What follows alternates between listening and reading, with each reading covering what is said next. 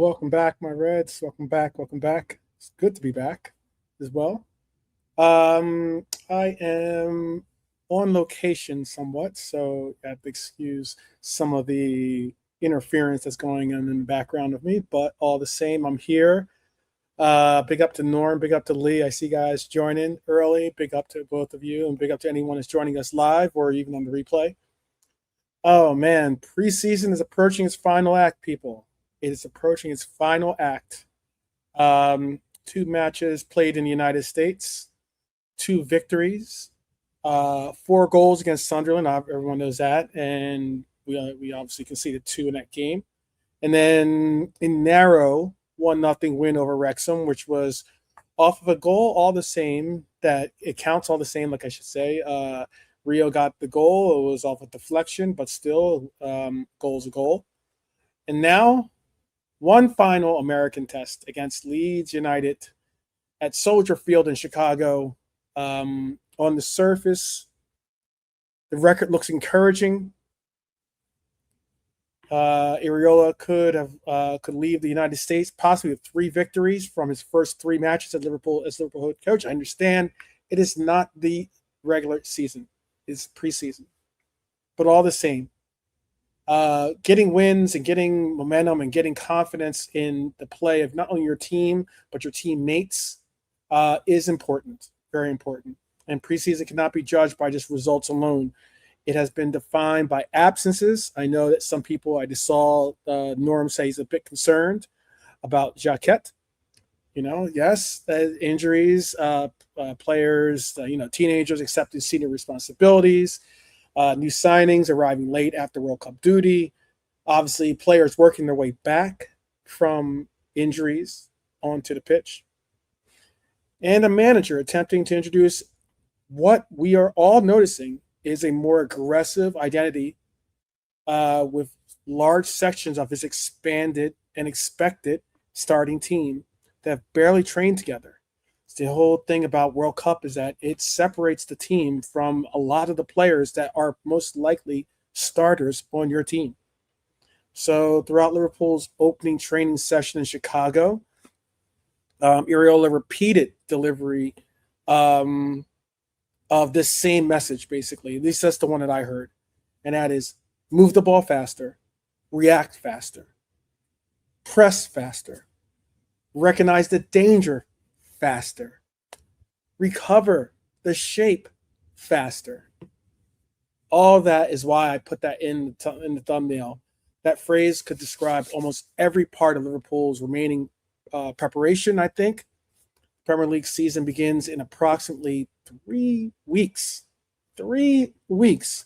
So these young men are going to have the ability to go back to Liverpool after this match. They are going to play, I believe, 1 or 2 more preseason games at Anfield, or at least at, not necessarily at Anfield, but at home, being England.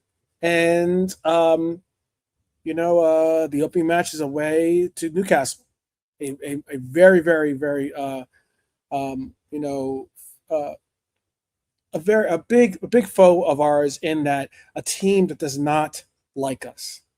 They do not like us because we end up normally winning against them, and we also end up either taking their better players or obviously frustrating them with our performances, that we end up always somehow pulling out victories against them.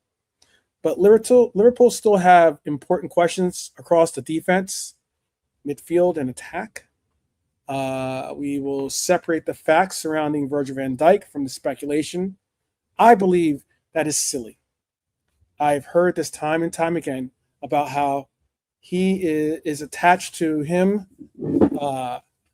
being possibly on the move.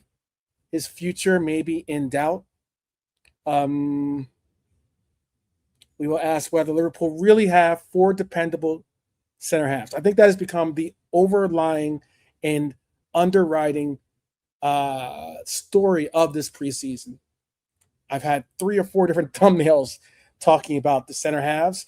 I keep going into conversations with people, whether on other panels or in chats or just even on our channel, amongst the brethren here on the panel or in the chat of ours, just always emphasizing what is my opinion is our greatest need, our greatest priority is center half, is to shore up our center half. We have definite other holes that we have to definitely figure out replacements for, or maybe even players. But realistically, to me, it's center half is the priority because of the fragility of Joe Gomez, unfortunately, or at least the uncertainty of Joe Gomez being able to last the entire season. If he could last the entire season, this would be a no-brainer. Joe Gomez would be my starting center half. But unfortunately, that's not the case when it comes to feeling confidence in his availability. Jacquet is going to most likely be our starting center half. Now, is he a quality player? I believe so. I think from what I've seen, I think he's a good player. I think he fits naturally with what Iraola wants, and I think it's going to be a good acquisition for our team. However, we have to see him play. We have to see him. How he forms a relationship with obviously Virgil, our captain, on the pitch. And then we also have obviously Leone that's going to be working his way back from injury. He hasn't necessarily joined in full full contact and the likes with the team. But it's a bigger emphasis for me. I know we need a right wing. I know we need possibly even a center forward. I know that we need a lot of these different roles on our team to be completed. However, I honestly do believe center half is our primary concern because we're going into this season with a 35-year-old center half who I think can play for another 2 years, but at the level he's playing at now. But still, going into a new season with a 35-year-old center half that's played every game last season, played every match of the World Cup, and needs to be protected. We're going into with Gomez, and also obviously I spoke on his availability issues, and I also spoke on the fact of Leone and Jacquet are both coming off of injuries. We will examine the Curtis Jones decision as it starts to loom. I know that I put something in my our group chat about the reaction and obviously the viral reaction of what happened after they were coming off the pitch, and it wasn't pretty with Simicast, Damas Vasilai, and obviously Curtis Jones. Speak a little bit more about it in a little bit, but Inter Milan continued their pursuit of the player, and then is there legs to this story?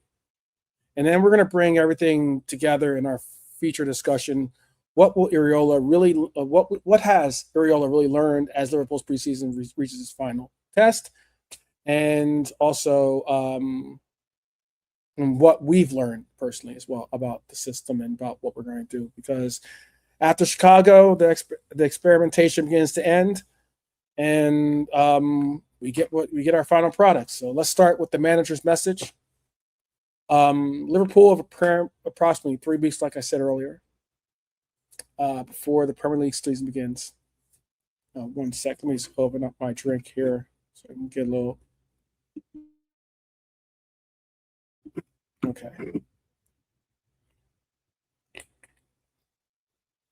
Okay. So Iraola has made his message clear: faster, move the ball faster, react faster. I spoke on that, and I understand the distances have to be relegated faster. We have to understand the spacing better. We have to know when to attack and when to not attack, in the press, at least. And look, and Duque, I just saw something in the chat that just caught my eye. And Duque, and thank you, Norm, by the way, for the shout. Um, if Jacquet and Leone were fit and Duque was able to play, we could wing it at center half. I agree with that. If both of those players were not coming back off of injuries, if and Duque was actually not a situation where we have to wait for his working papers to get approved and for him to be able to join the club technically, um, it would be a situation where you go into the season um, with a new high price transfer in Jacquet, with a promising Leone, and you have Gomez hold it down. That's not the case. And now we have to turn promising tactical ideas into automatic football. Like it has to be faster and more proficient for this system to work, at least. And that urgency, I think, has defined LFC's work in Chicago. I think you've seen a new intensity brought to this team.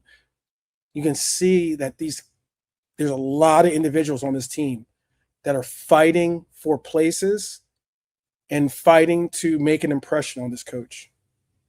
And you can see it. I saw the interview. I don't know if you guys did or not, but I did see the interview with Harvey Elliott. He spoke on like his situation about how, did he believe he was ever going to be putting on this kit again, and what it means to wear this badge. I saw Calvin Ramsey's interview where he spoke on how, last season, despite a coach that did not put much emphasis on youth, did not put much emphasis on development of youth and developing pathways towards the first team, Calvin Ramsey stuck with it. He stayed diligent. He kept himself focused on training, and now he has an opportunity. And I think he's got a good opportunity to maybe be outside the orbit right back. Now, is he our right back of the future? I didn't say that much, but who knows? He might continue to develop and make some ground and be a good squad player, if that. But I think the urgency is very much being defined by our work ethic in Chicago. Our coach definitely needs to try to accelerate this process, because we're not only going to have to get veterans online and in on board with the process. We need all of the complementary parts to be a part of the process, be a part of the emphasis of what is going to be this Liverpool team. Because it's not going to be, I don't think that this team is looked at as being something that you'll see 12, 13, at best 14 players, all season being rotated in and out of out of the system. And that being the core of what you're seeing. I think you're going to have to see more. 8 players have been working through post-work World Cup schedules. 7 others are injured. Jeremy Jacquet has yet to make his first Liverpool appearance. Joe Gomez is expected to remain out for several weeks from that injury.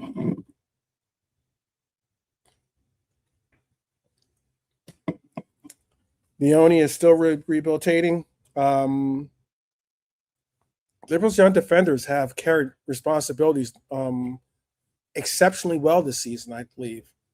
Exceptionally well. It's a good testament of our youth academy. And it's what is why I emphasize why it's important to have a solid base when it comes to youth academies, because you never know when you're going to have to bring a young player into the senior squad. And this is what makes Iraola's demand for speed more complicated, I think, because simply telling players to run harder and faster is not the answer. You have to have tactical speed. And that tactical speed is not only physical, it's more of a excuse me, it's more of the speed of recognition. I think is the best way to put it. It's the speed of, when I mean speed of recognition, it's the ability to pick up when you have to put on that burst of speed, when you have to accelerate or have that aggressiveness and intensity to go forward. Because just running around does nothing. Just tires people. It tires you out most likely. You have to know, and that's why, like, I've gotten into, I'll call them discussions.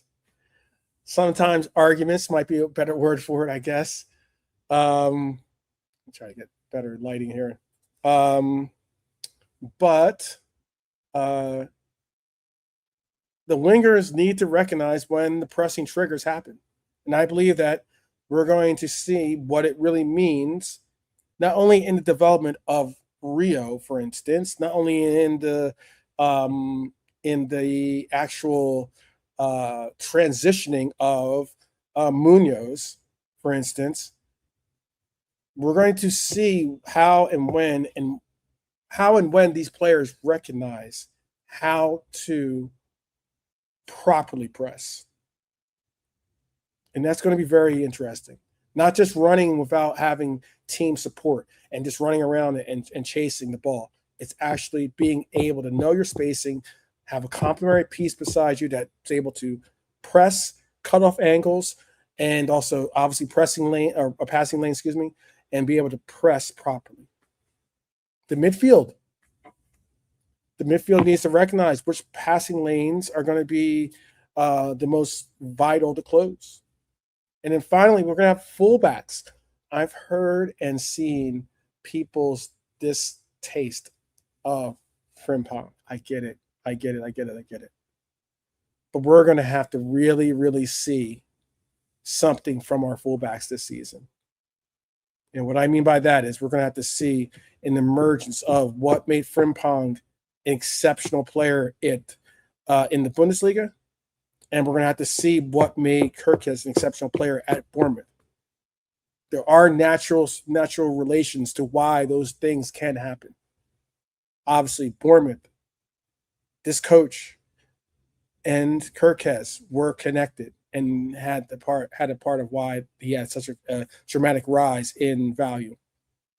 Frimpong has been playing a system where he does bomb forward, very similar to where Bournemouth does. And it's going to be a case where can he wind back the clock and basically be able to bring back what it is that I believe is important.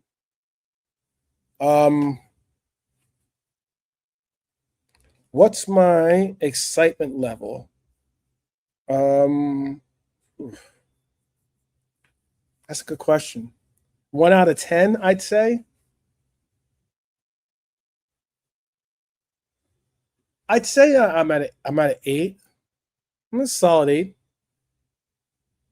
I'm excited because I know that this team has talent. I'm excited because this is a new horizon on a new identity for this club.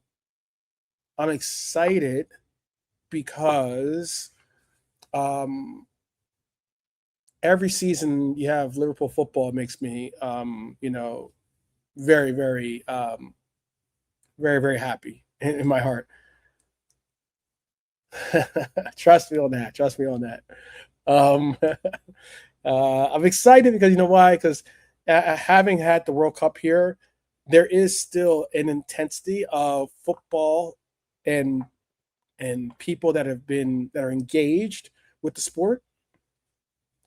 I've already been by wearing my Liverpool kits around. I've already been pointed out. I was just pointed out today, actually, at Costco, and the one of the attendants there yells out Liverpool, and I was like, yeah, of course. Tapped the badge, and he was like, he's like, you'll never walk alone, and I'm like, that you won't. We are everywhere. Even when I was going out to get lunch yesterday, a a Manc, and he was a Manc because he said he's from Manchester. Basically was like, he said something about you're wearing the wrong jersey or something. You're wearing the wrong kit, and I was like, no, I'm wearing the only kit, the only one, right? The only one that matters. And it was pretty funny. He gave me a thumbs up on that one. And then I ran into a Leeds fan, a person from actual Leeds. He's affiliated with the venue that we're doing here in Phoenix, and he was going to go to the game tomorrow. We were all going to try to go too. I wasn't going to go with him because he's a Leeds fan and his tickets were in the actual like Leeds supporter section. But and he's a proper Leeds United fan. But yeah, it's interesting. It's very interesting. No, big up, big up. I never knew that. AR, that's cool. That's cool. I was trying to. I was just. I have a lot of friends in Leeds too, Lee. Or a good number of friends. I hope they still look at me as a friend. I have to definitely get reacquaint myself or reconnect with some of them because I tried to explain how like a long time ago. I won't tell you how many years ago, but a long time ago, Leeds United. Leeds United did an American tour, or at least did an American preseason here, and their American preseason was versus MLS teams, and the MLS team that they went up against was a team that it was in our region, like as in the FIFA office that I worked out of, is in DC, or it's outside DC, but I just call it DC, and we would go. We had season tickets to DC United games, so DC United played Leeds United. So we hosted them, and their supporters came over. And I will tell you this: Leeds, other than some of the accents were a little thick, and it was a little bit difficult to understand some of the Leeds accents. And I'm sure they say the same about mine. But all the same, I thought I had a great time with all my friends from Leeds. They're all the guys from there drinking Boddingtons. That's what we drank when they were there, and it was a fun time, very fun time. I do like Leeds for those reasons. But tomorrow's a different story. Tomorrow's a story. Tomorrow, we're friends today, enemies tomorrow. How about that? Look at it that way. Look at it that way. Yorkshire pudding with gravy. All right. I'll have to look into that. I'll have to look into that. Still, it's gonna be interesting. Why this last game is the last opportunity for a lot of players to finally get on the pitch and kind of roll with some of the things that they're going to roll with. I'm looking forward to seeing what happens with it because we have players like Florian Wirtz. We have players like Isak. We have players that are really looking to make a difference, and that's why I'm excited about what they're going to bring to the fold. Let me see also. Maybe that does look better here. Yeah. Try to get the right setting here. All right, so that's a little better. So, I'm excited. Florian Wirtz. Are any differences in the crowd here, in the audience? Are you guys excited? Because what's your levels of excitement for this season, or for the team's outlook? Are you guys lower than an 8? You're looking at 9s, 10s, looking at 6s, lower?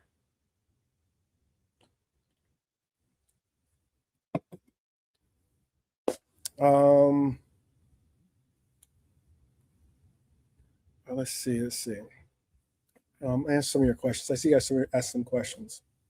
I will look into the Yorkshire pudding with gravy. I know you guys don't like what we do over on this side of the pond with the biscuits and gravy. I'm telling you, once you guys try the biscuits and gravy, you might have a different opinion. You might have a slightly different. I don't know. It's good. It's good. It's good Southern cooking.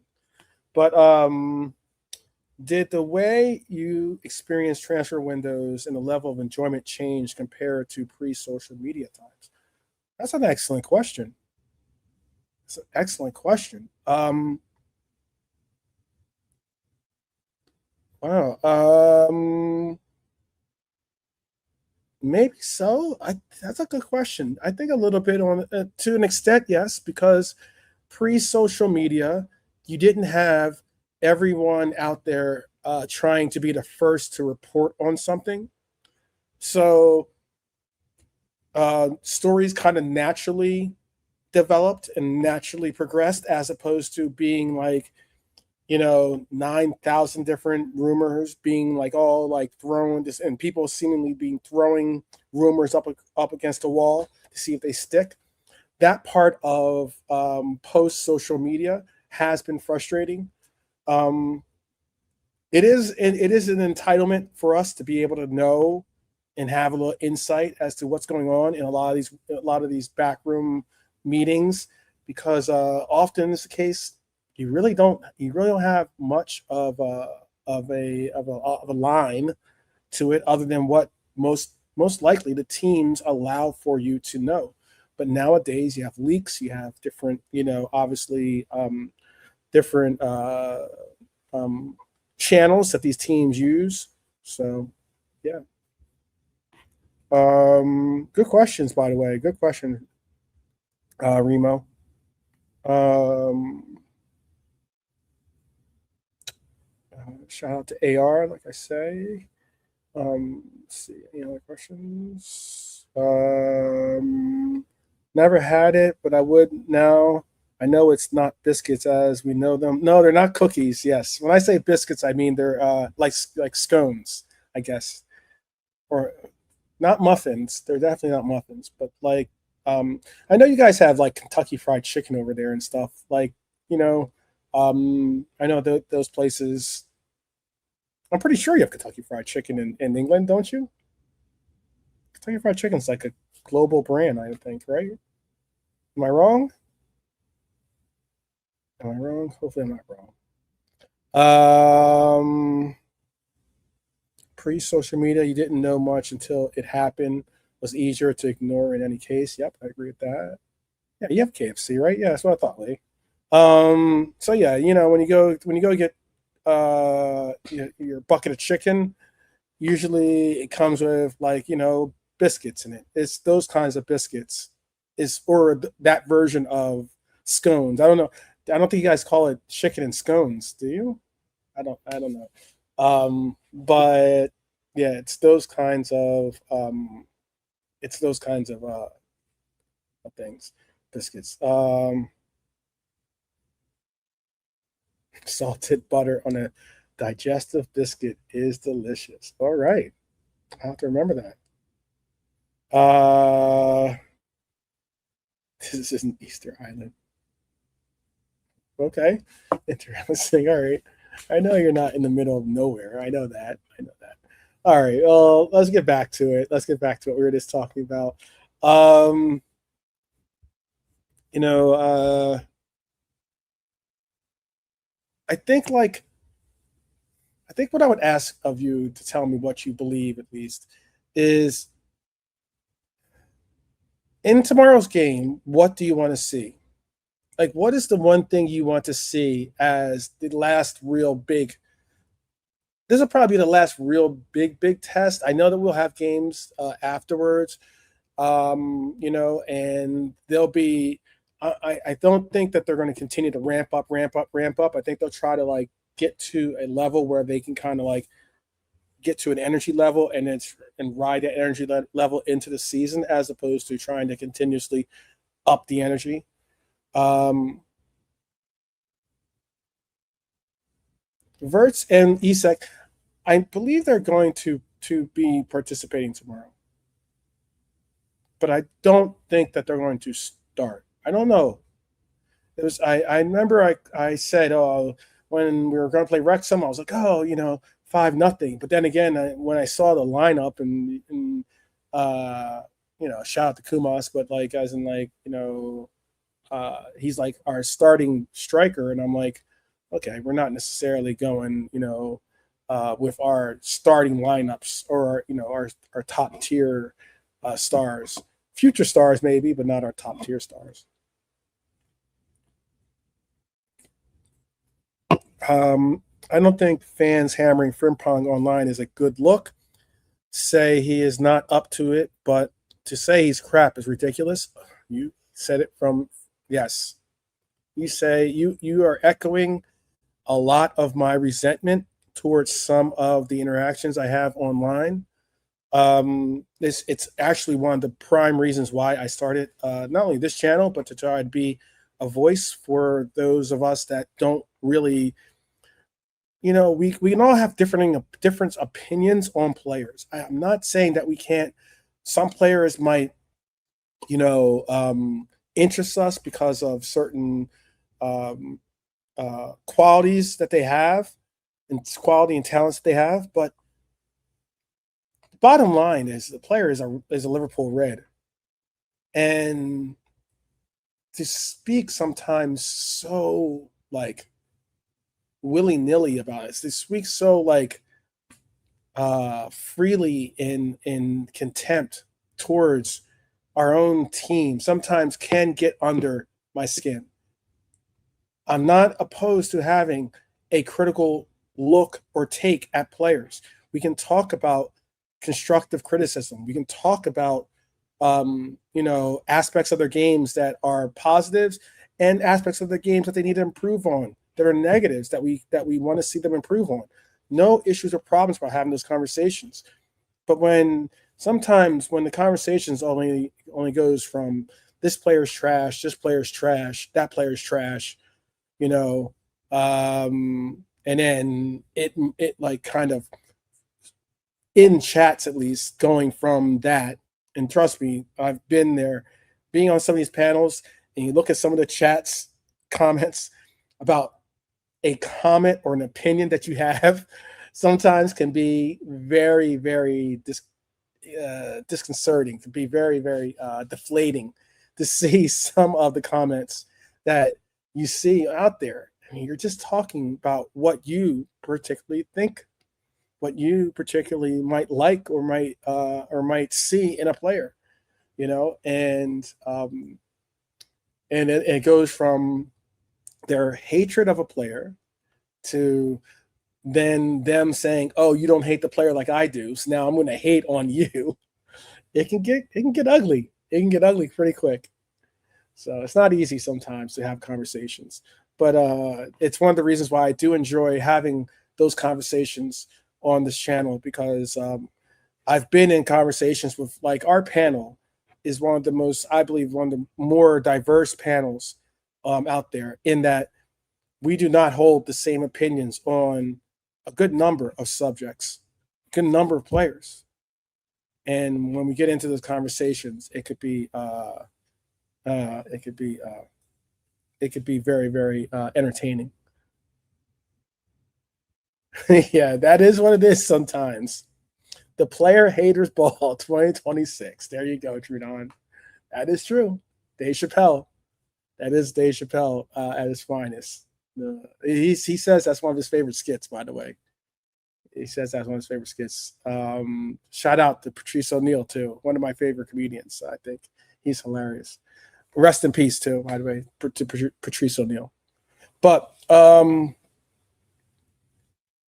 my priorities in going into this are, what are the relationships that we create, and what are the opportunities that some of these players make the most of.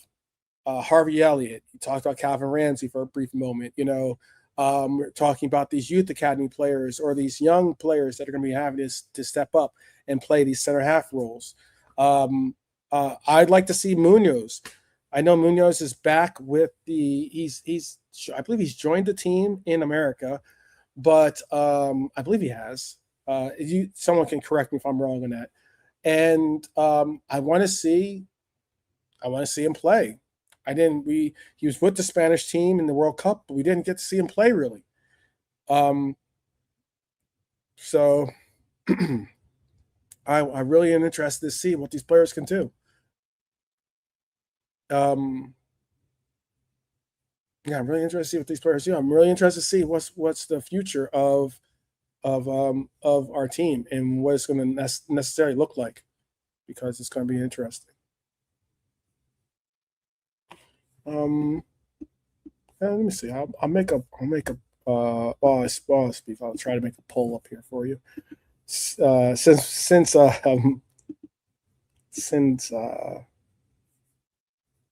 let's see. This will be a question for you guys. You can answer it at your convenience. At your convenience, you can answer it. I think I had 5 options, but there's 2.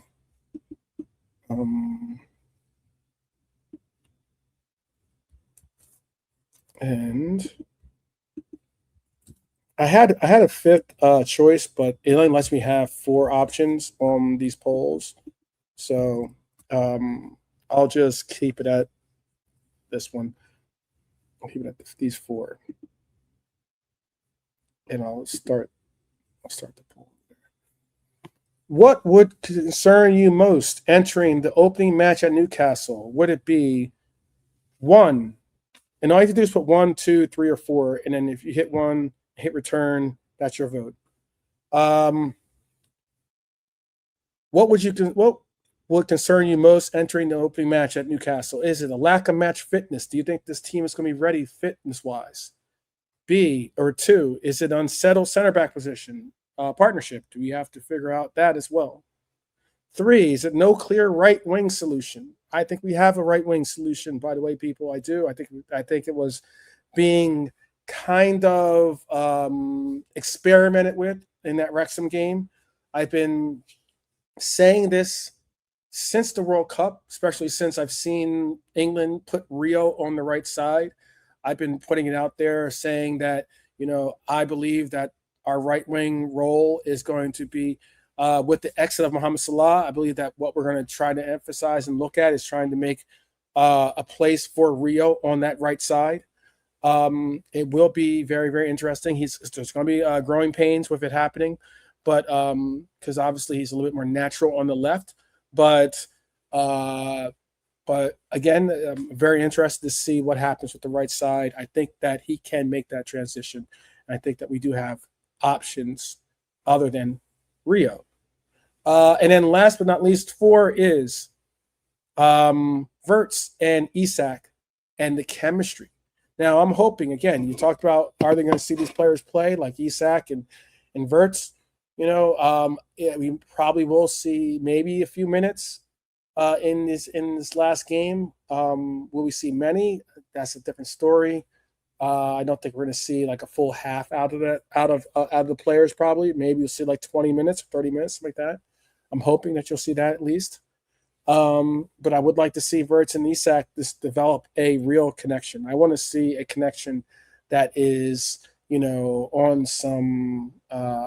It's difficult to make a comparison because I don't think we've ever really had a forward like Isak and a number 10 like Wirtz on the same team together. Because I wouldn't say, there's players I just wouldn't connect them to. But we'll see. We already have a couple votes, so I'll leave that poll on the side there. You guys can answer it again, like I said, at your will. I know that a lot is going to probably be measured in this next coming game. It's a preseason match. I know not much should be measured in it, But for some reason, I have a feeling that most are going to look at it as like, oh, are we ready for this? Oh, are we ready for that? And it makes you then say, is our captain ready for this season? There are two statements being treated as though they mean the same thing. Liverpool will consider an extraordinary offer for Virgil van Dijk. And Liverpool actively want to sell Virgil van Dijk. And I don't think that those two things are the same. In that, I don't think that we're actively trying to sell Virgil van Dijk and that we're just putting him out there for a exceptional fee as something we get in return. Because I think the first describes normal football, and I think the second comment would represent a major sporting decision.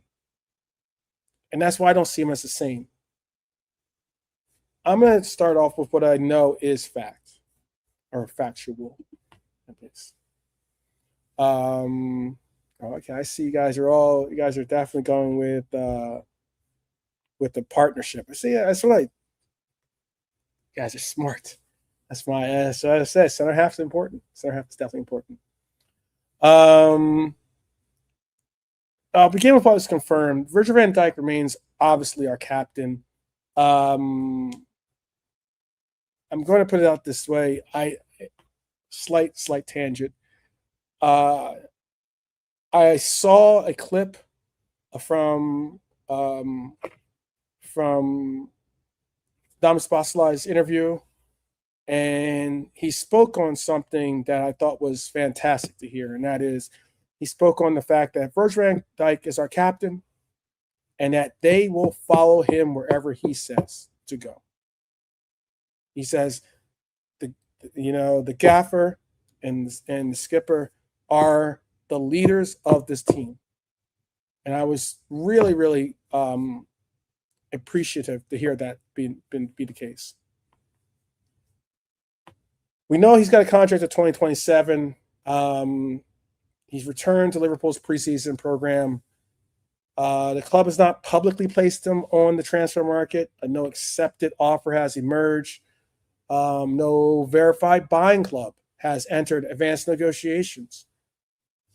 Those are the facts. That much I know is the facts because that's been reported on as being the facts. The report that Liverpool may listen to offers, I think belongs in a different category, I would say, because it may describe how about we say a theoretical position of this team. If you are the sporting director or if you are John W. in this situation, and someone, I don't care who it is, whether it's Chelsea or whether it's Bayern Munich or Real Madrid, maybe it's Celtic. Who knows? They would never make this bid, but all the same, who knows? If they were to come up and say, here's 80 million pounds for Virgil van Dijk,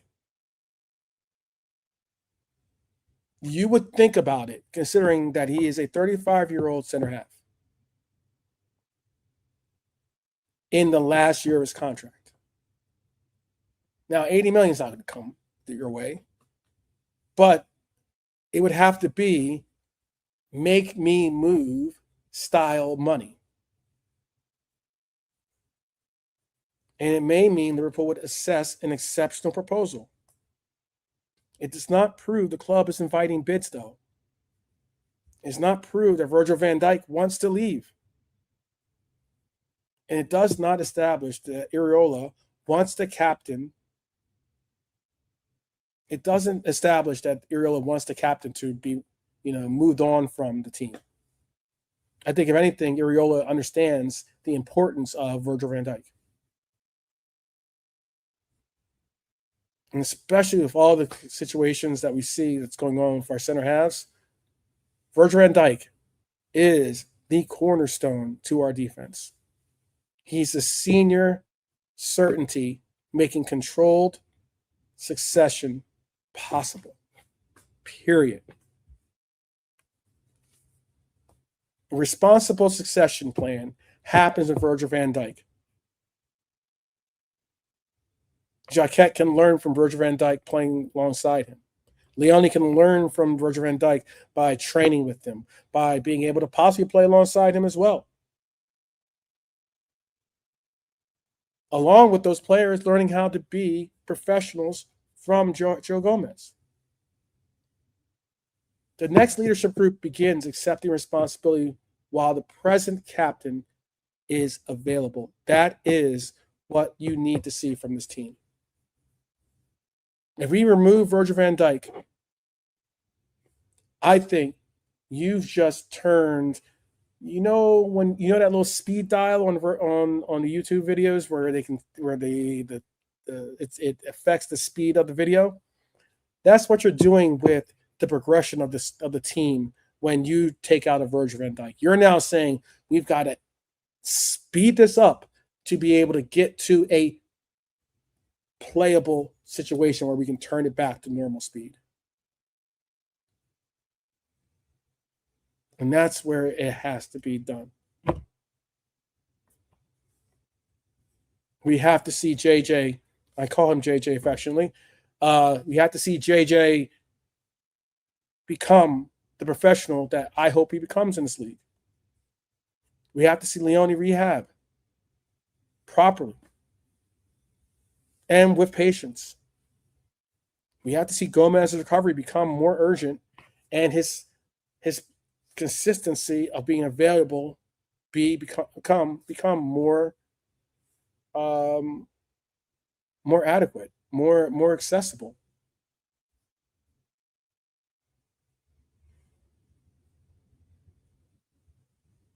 We need to figure out how to make the transition because it will have to happen. But I don't want to go and say, how do they say, throw the baby out with the bathwater? Don't want to do that.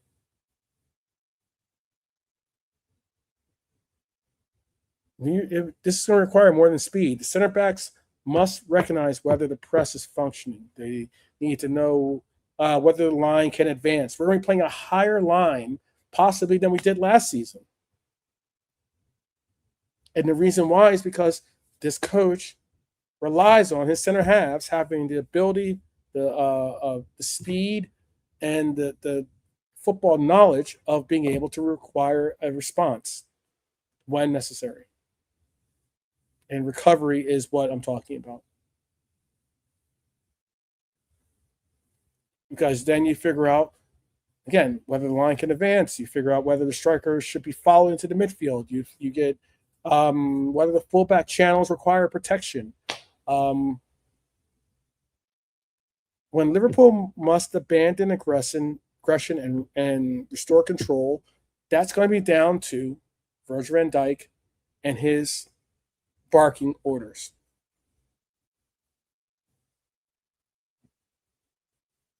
And it's going to be a case where I don't want to see that be overlooked and overplayed. This is why the partnership, this is why I see that not many people have voted for anything other than the partnership of the center halves. Virgil van Dijk and Jacquet are going to have to be a dynamic duo. We're going to have to see them gel well together. Jacquet's going to bring the athleticism. Van Dijk has to provide the football IQ and organization of that back line.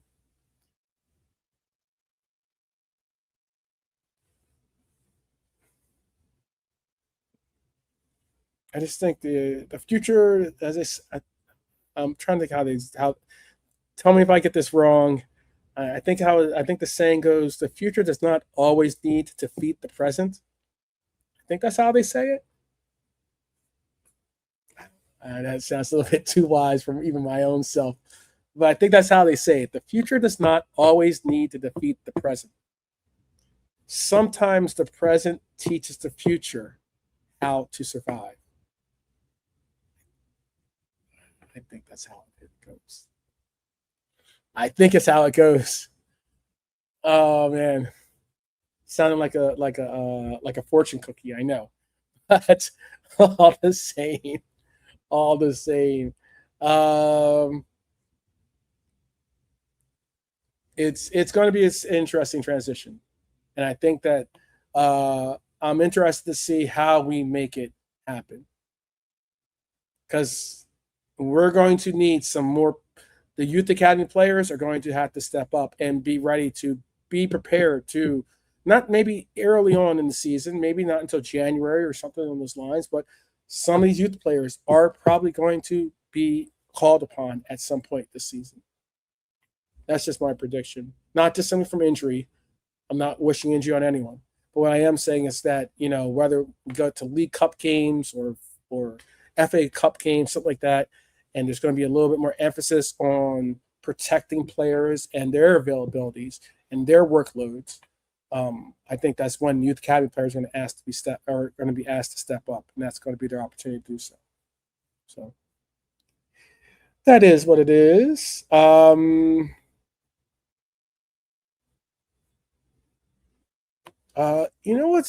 kind of piqued my interest though? I spoke about that interview, and this is just going off the cuff here. Um, there was something that Thomas Bosley said, and it kind of made me understand why I've been very, very. There's not many people that are very that are. I would say not many. There are quite a few, more than there were last season. They've grown. This number has grown. But people that like Thomas Bosley as a player and as a possible captain. I believe that he has potential to be a captain of this team. I absolutely do. I just don't think that time is now. Will he be the vice captain? Possibly so. I think a lot of emphasis is being pushed his way. Because I know he has a very heightened and important role with this team. But there was a comment made in the press conference, and I don't know if I can. I don't think I can play the press conference, but there was a comment made, and I think that one of the reasons why, because it's something that, like, again, I always emphasize reasons why some players might be excellent players on the team. They might even have leadership qualities that are exceptional as well. But depending on what region of the world you're playing in, if you're playing, for instance, in Germany, you're going to want to speak German. If you're playing in France, you're going to want to be able to speak French. It's the reason why we found, as soon as we did hear about it, it was pretty much a wrap. But why we found out when we found out that Trent Alexander-Arnold had a Spanish translator or Spanish teacher teaching him Spanish, the reason why that is because you want to be able to communicate not only with your coach, who most likely is going to speak Spanish, but also with your teammates or with reporters, so you can get your point across. I think that Thomas Bosley speaks English well.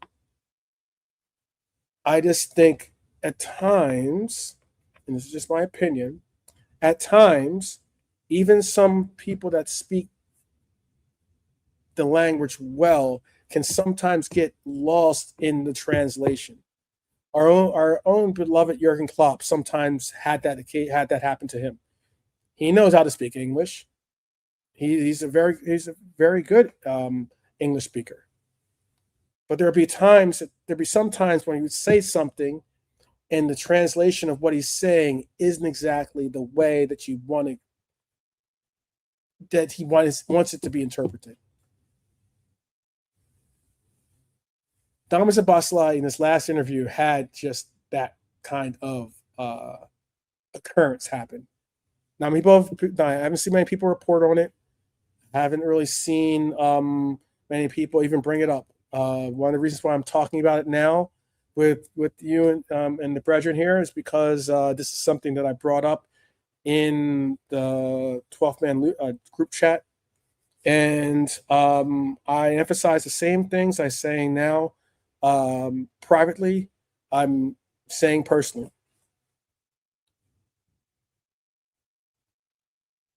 Damis Abasalai was talking about the incident between Curtis Jones, Simicast, and himself. Now, there's a lot of different takes and different approaches that you can have towards your feelings to what happened. The Greek Scouser, who loves Liverpool, not even a remote question about it, loves his team, loves Liverpool, loves everything about it.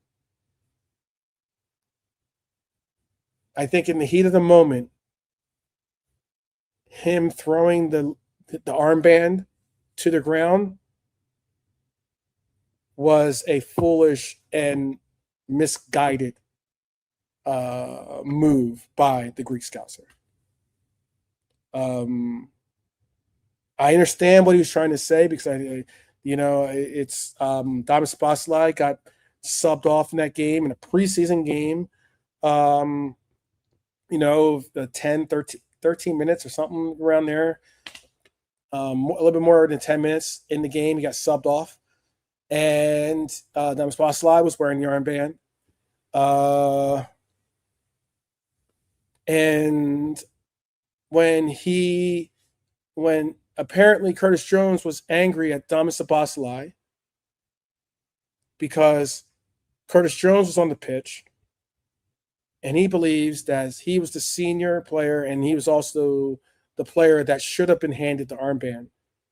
And Damis Abasalai handed the armband to Simicast, who is also a veteran of the team. And they were having a little bit of disagreements with it. And I think, Simicast was like, what's the big deal? And he's like, I don't care about being the captain, or I guess that's what he was emphasizing, by tossing the armband to the ground. It is. I've seen some comments out there. And I've seen how like some people have really, really taken some have let out some anger, I would say. Some directed at Curtis Jones for being childish in their opinions. Some directed at Simicast for not respecting the armband and respecting it all. I don't think Madness were big in.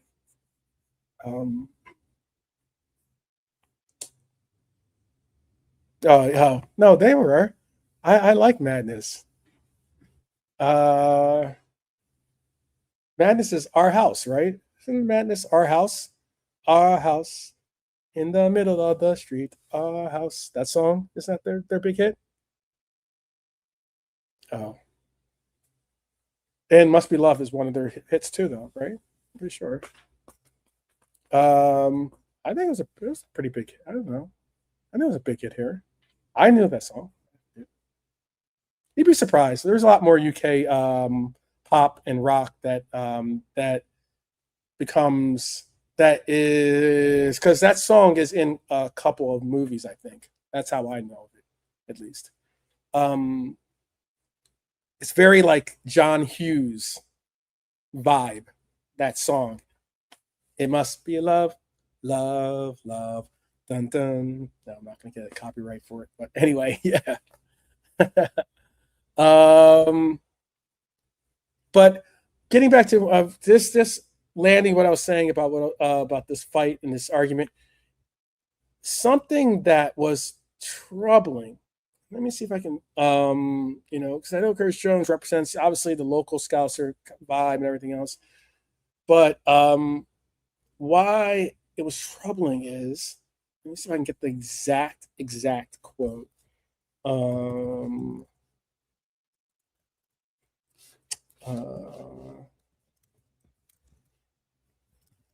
because he said something, and it kind of like piqued my ears as to why he would say something exactly like that. Let's see if I can get his entire quote.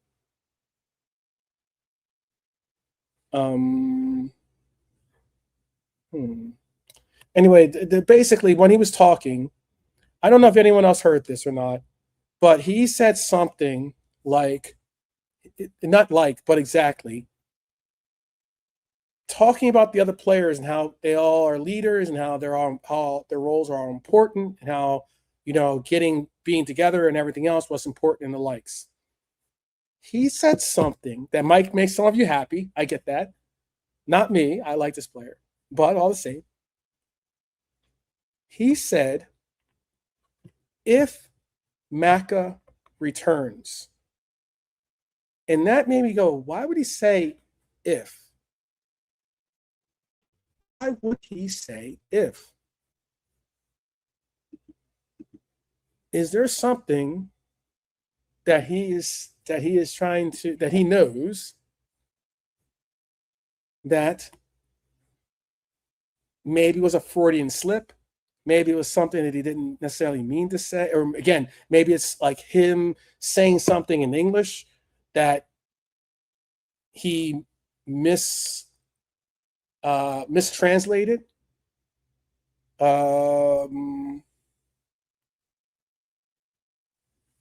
Oh, big up, Brian. Big up, Brian. I'll go there right now. I'll show you the part then. Hold on 1 second. You go to, okay.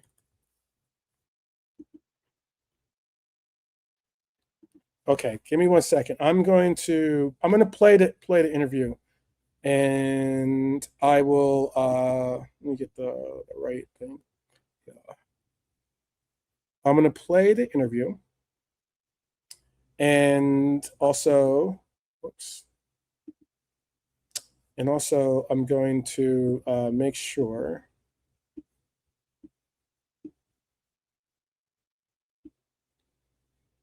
Make sure that this is good to go. Okay. All right. Let me bring this in then, and I'll play the interview. And I want you to hear what I heard. Okay. Share screen. Oh, wait 1 second. I'm sorry.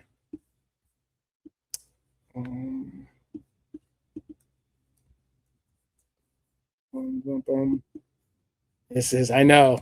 So this is stunning stuff. But all right, here it is. Oh, I can't find it. I have it. Here it is. All right. Oops. All right. Just in case. Who knows? I know Brian's saying that, but I just want to make sure. There was a video yesterday of you talking to Curtis. Is it just things where you're more a guy that people look up to, people speak to? How does that look? Yeah, I think now a couple of guys left, and maybe we are not the oldest in the team, but we've been here for a long time. And for example, Flo is the same example, Ryan is the same example, Maka if he comes back, Curtis, Alex, obviously Virgil, Ali, Joey. It was right there that kind of made me go, why did he said all these players, but then he said, if Maka comes back. I'll play for it again. Flo is the same example, Ryan is the same example, Maka if he comes back, Curtis, Alex. Maka if he comes back. Maka if he comes back. What does that mean?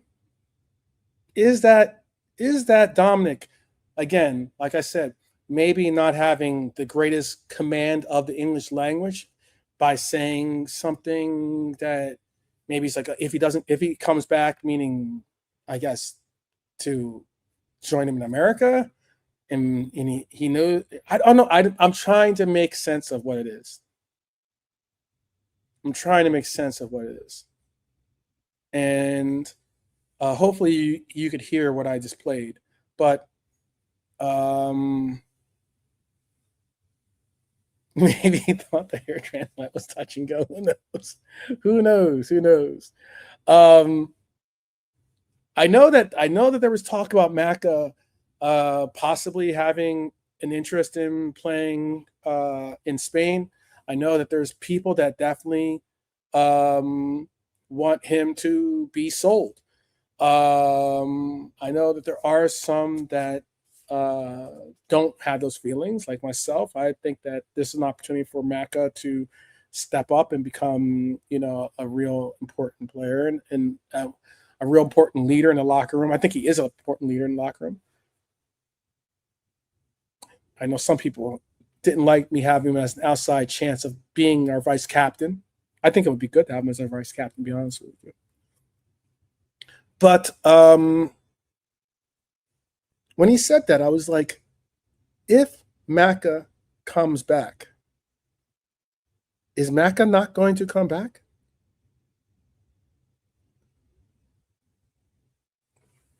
I don't know what you guys think of that when you heard that. I don't know if you guys even focused in on when he did say that. That just kind of, he was, obviously talking about leadership. He was talking about players. He was talking about also trying to kind of elude the question about the whole, incident that erupted on the pitch in New York City. And they did play in New York. They played at Yankee Stadium, I believe. So so that is New York. That's about as New York as it gets. But it was interesting to hear him say that. If Alex returns, Curtis, Alex, obviously Virgil, Ali, Joey. So we are all in the same boat, and we want the best for the club and for each other. So that means we have a captain, Virgil. We will follow him everywhere what he and the gaffer is saying. And I think I can talk from everybody's side that we want to be successful this season. It's a long term because obviously we have a new manager. The team has been changed, and it's maybe not in a couple of months, but in the long term, I think it will work out. I think that I like Damas Basla. I think he's a fantastic player. I do want to see him become a little bit more comfortable in some of the things that he has to say. Because as a captain, or not even as a vice captain, but as a captain position on this team, you're going to be asked to speak on behalf of your team, your teammates, obviously the club. And I wanted to make sure that you have the ability to really get the right message across. Again, I'm hoping that Dom grows into that role more so than not. But Brian is saying, yeah, his family has always wanted to play there as part of his career if they got the opportunity. Kind of a bucket list thing. So he assumes he goes there at some point. 2 years left. So no new contract says a lot too. Sign him up if he's staying. I agree with that. I mean, I think if anything too, I wasn't going to make this into a Macca portion, but let's do this. Macca's making, I think, 150,000 pounds a week around there. You guys can then again look that one up. I think he's making 150,000 pounds a week. That is a lot of money on a wage bill that is now seeing players push the upper 200s and 300,000 range when it comes to salaries. Is Maka a 300,000 pound? Let's call him 280, because that's probably where I would, if I was his agent, I would ask for 300 and settle for 280. Is Maka a 280,000 pound a week midfielder? And if he is, are you willing? He is now moving on to 28. I think he turns 28 in December. I think he turns 28 in December. Or maybe he is 28 now. He might be at the 28, or he turns 28 in December. But are you willing to give him another? He's got 2 years. I guess you would give him a 2-year extension for that kind of money at the age that he's at. Do you give him a 2-year extension and make him have a 4-year deal for 227 now? Okay, thank you, Brian. So then he does turn 28 in December 24th. Yeah, okay, there you go. Do you pay him that kind of money? Because if you look at it, I'd have to pull up Liverpool's capology here. Because I'm pretty sure Gravenberch, Damis Basalai, players that play in the midfield with him are making close to 2.5, if not close to 300,000 a week now. I'm looking at it right now. Damis Basalai makes 250,000. Florian Wirtz makes 200,000. I know Gravenberch makes 280,000 pounds a week. I knew he made close to 300,000. Does Maka maybe say to himself, yeah,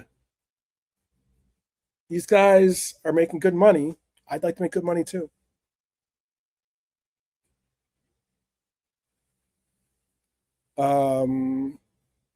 Yeah, being a unless you get kind of like the short end of the stick, being a Christmas Eve baby must be great, because then you get birthday presents on Christmas Eve, and then you get Christmas presents on Christmas. It's a double dip in the presents. Yeah. I don't know if being a day after Christmas birthday is as lucrative though, because then people could be like, "Oh, but I just got you a better Christmas gift, and that's why I didn't get you a birthday gift. I want a little above and beyond for your Christmas gift, and that is your Christmas/birthday gift. I don't know, but all the same, I see Norm says not. He's not worth it. I think Brian is saying 150 plus 30 would be what he would offer him. Tell me if I'm wrong in that assumption. So I guess you would offer him 180,000 a week. I would guess that if that's the case, he's probably turning that down. If he's saying, if you offered him 180,000, there's probably reason to understand. Oh, you're saying the 30,000 is add-ons or something, I guess? Because I'm looking at it here. Let me see what it says. McAllister.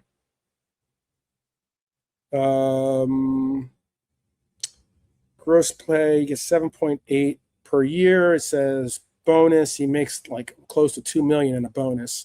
So that probably ends up being about 30,000 a month or something like that.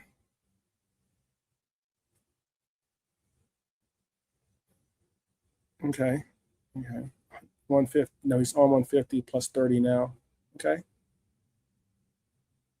I'd still say that he's probably looking for a healthy raise. I mean, a lot of these guys, Ryan Gravenberch wasn't making even close to 280,000 a week. Thomas Bosley last season wasn't making. He's now making 250,000. Reportedly making 250,000 a week. He wasn't making even close to that. He was more like 150,000, I think. So they all got at least 100,000. Nearly double when it came to pay increases.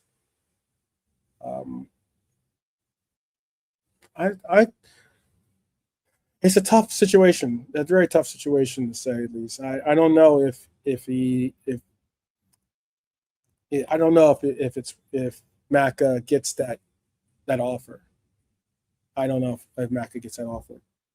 Personally, I would offer it only because I look at it as like, does he have more value to me than maybe a Cody Gakpo? I think so. Not saying that Cody Gakpo doesn't have any worth. I know I get into trouble by saying that, but I think that but I mean, Cody Gakpo's sitting on a 4-year deal and making £250,000 a week plus bonuses. So he's definitely got a good, lucrative deal.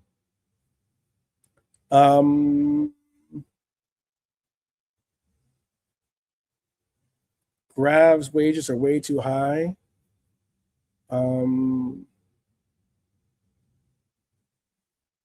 What is Hughes on? Oh, what is Richard Hughes on? I don't know.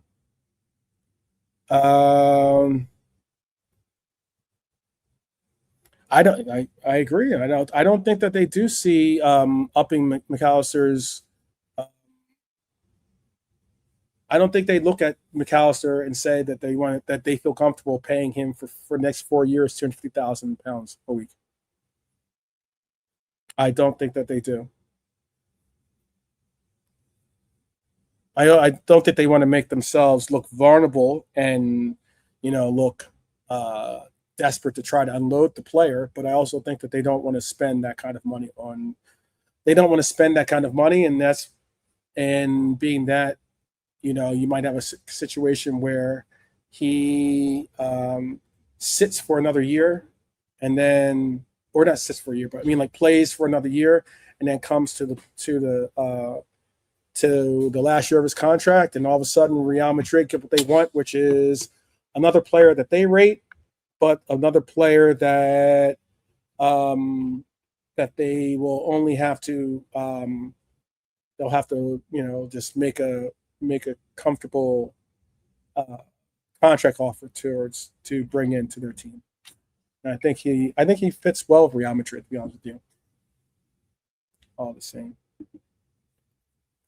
All right. Let me take this down. And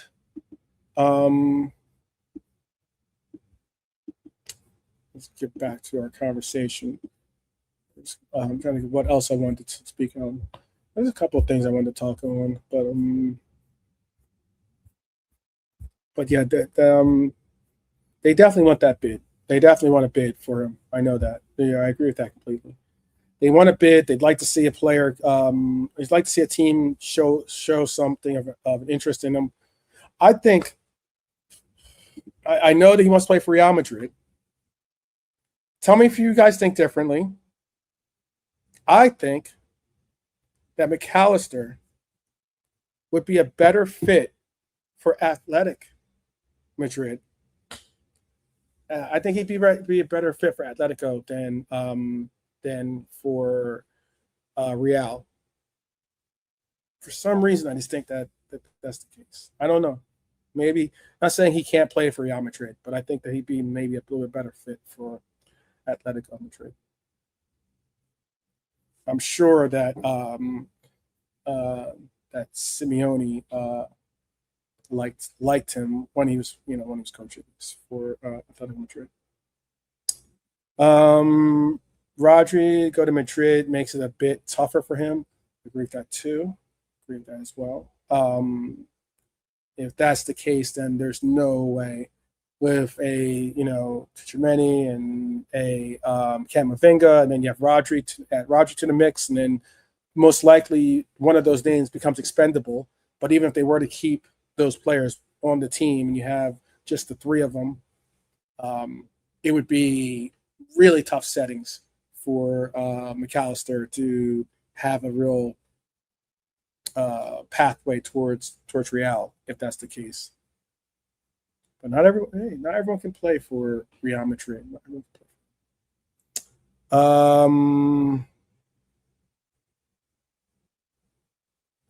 Brian saying he's always said that about Mac. Even when he was playing for us, he's an Atletico player and not Real Madrid. I didn't know that. I did not know that. Maybe you said it, and you know how like sometimes some statements stick with you. You hear them, but you don't, and then you might try to attribute them to yourself. If you said that around me, then I apologize. I did not. I don't remember you saying that, but I believe that you did, and I definitely agree with you on that. I just, for some reason, his playing style, I think, would fit better with Atletico than Real. Just my opinion, and obviously Brian's too. But yeah. What do you guys think? There's two more things I want to talk about. First off, my question is, we just talked about selling maybe Macca, but there's another player that is possibly going to be on the chopping block, and that is Curtis Jones, Scouser, the last Scouser, really, the last true Scouser on the team, right? Inter Milan have returned for Curtis Jones. The Italian club are reportedly prepared to increase their proposal to approximately 35 million euros, which is around 30 million pounds, after an earlier 25 million euro approach was rejected. Liverpool reportedly value Jones closer to 40 million euros. But the most important number probably isn't if it's 35, it's 40 million euros. It's the importance about that there's only 1 year left on Curtis Jones' contract. And this turns into a debate about what do you do with a player that is now once again flirting with leaving on a free?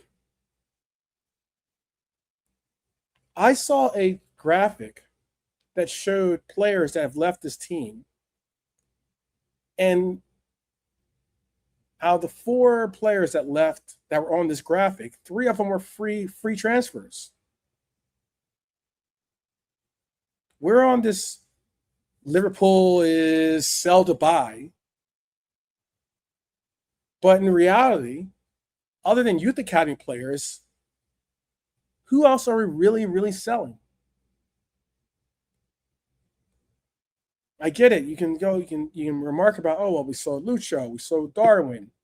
Yes, we got money for those players. Notable money for those players too, by the way.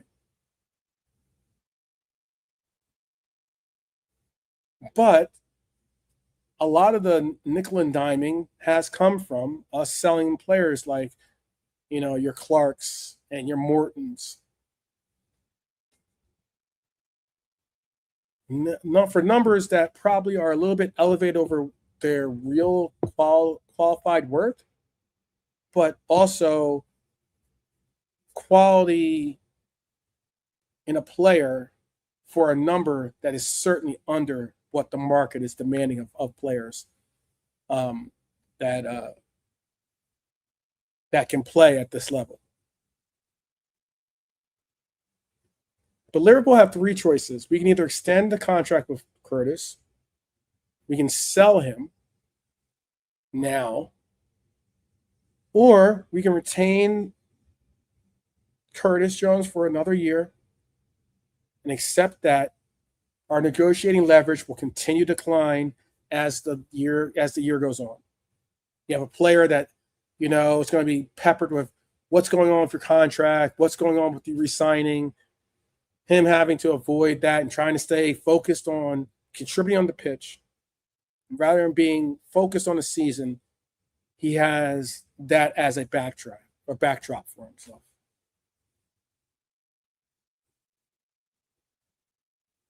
The worst option, I think, is indecision. Jones is 25.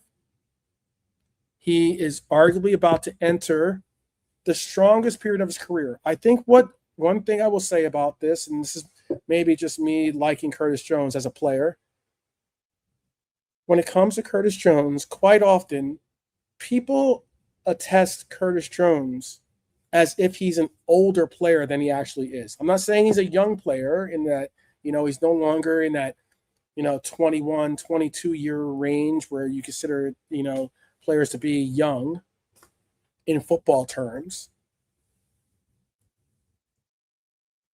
He is in that cusp of his career where he is going to make or break into an emergence of us as a star player. This is that prime era of football for a lot of players. 25 to 28 is normally when you see a player go from being a good player to a great player, or a great player to a world-class player.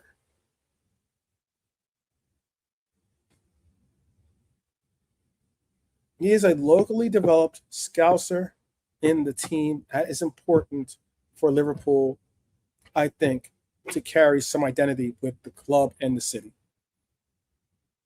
Connection, at least. It's that hometown, homegrown, vibe, and there's also homegrown registration requirements that we have to meet. He certainly fits all of those cases.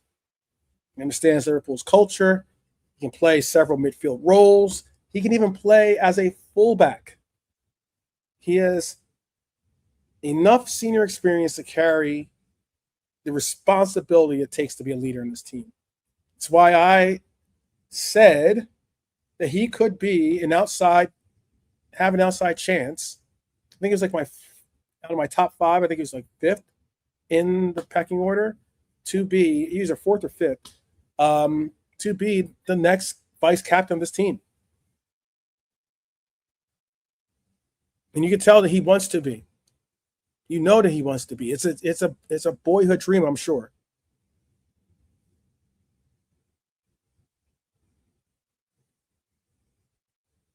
And I think he remains one of Liverpool's strongest midfielders at receiving possession under pressure and being able to escape tight spaces. He's being able to hold on to the ball, maybe too long for some people. I get that, but those qualities have real value, I think. And Liverpool, as a club, are going to have to be honest about his place in the hierarchy. We all understand Wirtz is expected to begin as our 10, or maybe as a shadow striker, or something along those lines. Maybe as a false 9 on occasion. Gravenberch offers an 8, a 6/8, a DM for some, a hybrid DM for some. We spoke on Maka providing progression and tactical control. Dom offers that intensity, obviously the athleticism, all the leadership and attacking output. And then you have Harvey Elliott, again, outside shout for a backup number 10. And then you say, well, where does Jones fit into this? Is he a future starter?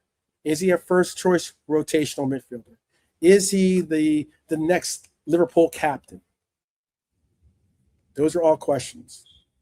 Very much questions.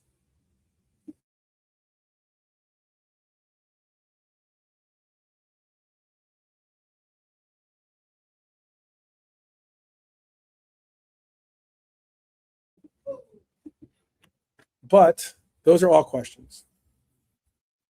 If Liverpool believe Jones can become central to Iraola's team, then I would say extend him. But if Jones wants a different opportunity or Liverpool cannot define a meaningful role for him, you need to sell him. And that's a real question. Allowing the contract to drift while hoping the problem resolves itself is not the answer. And too often we've seen that be the tactic used by this backroom staff. We can't have that. We can't have that. So I ask you, what is it that we do with Jones? What is it that we do with Jones?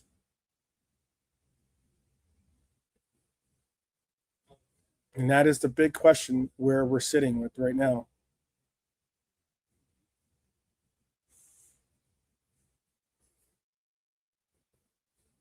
Because Jones can have a role in this team.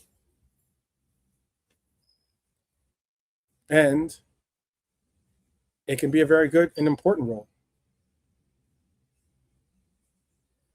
But it's something that we have to figure out quickly, because if not, we're allowing for another player to approach leaving this team for nothing. And we can't have that.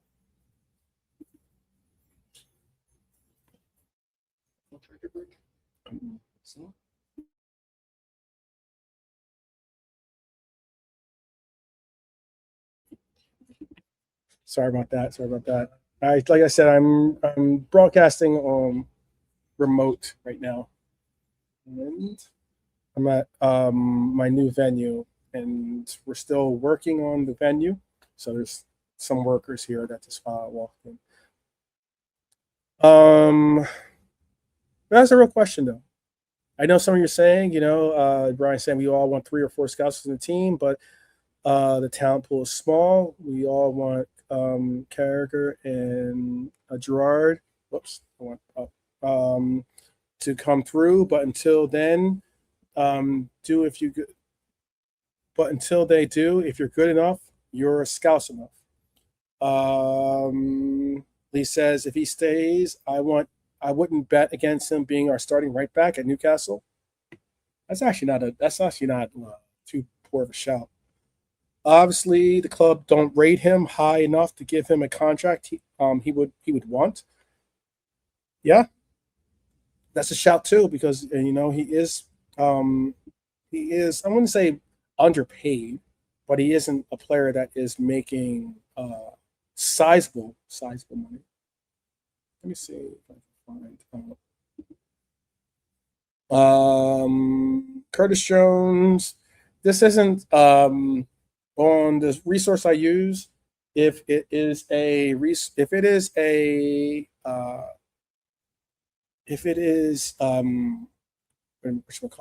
got a green check mark, and it indicates a player's salary has been verified. And then if it hasn't, they'll have like a gray little box next to him that doesn't necessarily say it's a verified source or a verified price, but it is a believed to be price that he's making, or believed wage he's making. At current, the number that they have for Curtis Jones is £50,000 a week. What honestly does Curtis Jones rate himself at? Where would you rate Curtis Jones? Where would you rate Curtis Jones for a wage, and determine that by what the market is right now currently for players of his caliber in his position?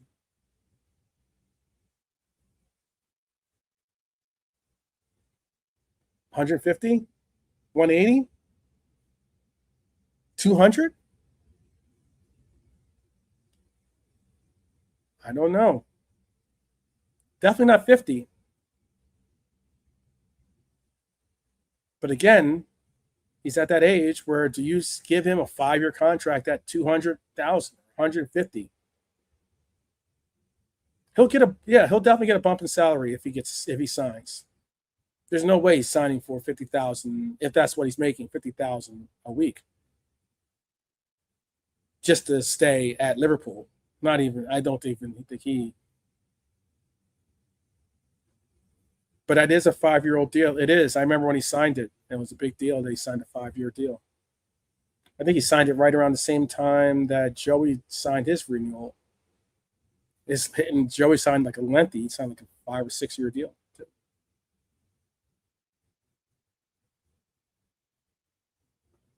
So I'd love to hear what you guys think, because my question is,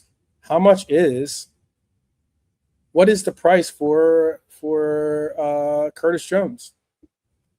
I wonder what terms, if they've already accepted. I wonder if Curtis Jones has accepted terms. I don't know, because I'm not an ITK. I just read the same. If not, sometimes I do try to indulge myself with a lot of different journals and content and different, reads on the internet of people I trust, at least.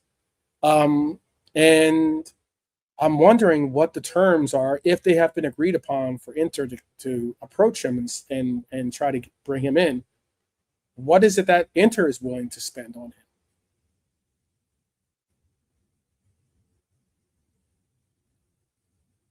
He's probably 180 in today's market. That's what I'm looking at. Same, Brian and I are on the same page on that. Honestly, if I'm hoping I can get a hometown discount, and I'm saying to him, I'll pay $150,000, and then give him incentives. Give him incentives like appearances, obviously Champions League appearances or Champions League goals, assists, blah blah blah blah blah. All these, just making him more of what we used to see a lot of contracts be for Liverpool, which was very incentive based. They would be like modest wage weekly, but the fact that you could make a large lump sum at the end of the year by the team performing well. That's what I would like to see. Brian saying Inter might go 150. I think they'd go 150,000 euros. I don't know if they go 150,000 pounds. I would offer him. This is just my opinion. I'm not saying that Brian's wrong by any means. 150,000 euros, I could see Inter offering. Would they offer him 180,000 euros? I don't know. Which is I think that's around 150,000 pounds, isn't that? That's loosely said. It's around 150, 160,000 pounds is like 180,000 euros, I think, or something around there. They can pay. Inter can pay because Inter makes Champions League. I know that they're not as poor as some of the other teams, and I say poor as in being like incapable of really giving out the salaries that today's global reaching teams actually offer. But Inter might go 150.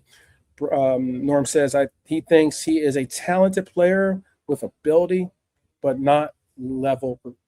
Not level. A bit of not the level we require, I think is what he's saying.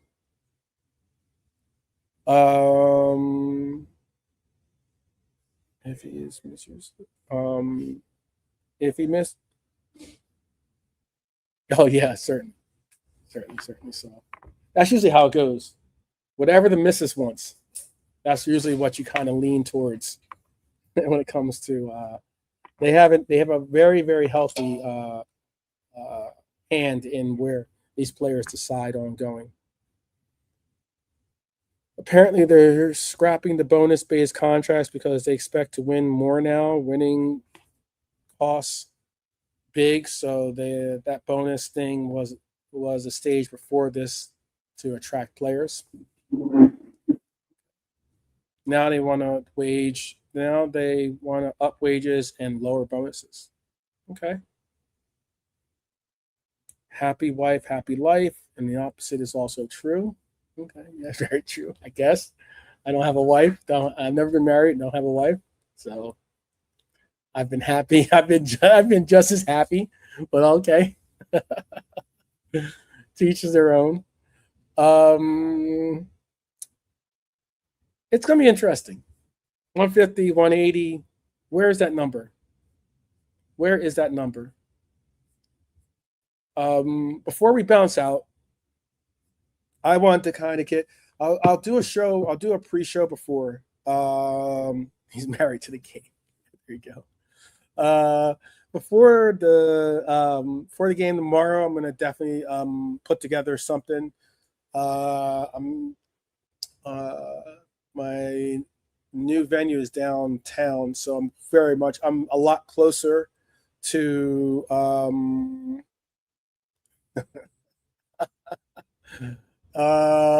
a lot closer to the supporter pub, so maybe I'll put something together there.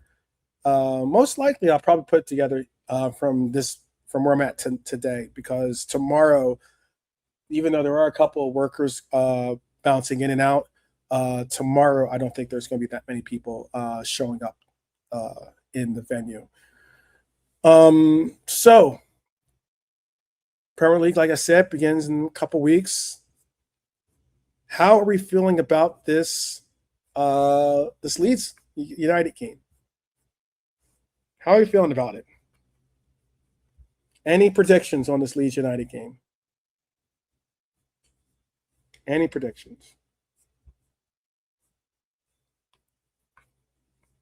Because I'm looking for more than I'm looking for understanding more than production in this next game. Because I already know that it's going to be a lot of young players, a lot of new players, a lot of old players, but new system again. Yes. Yeah. Trey Neone to boss it. That's what I would love to see that to happen. 3-1, says Lee, WizKid.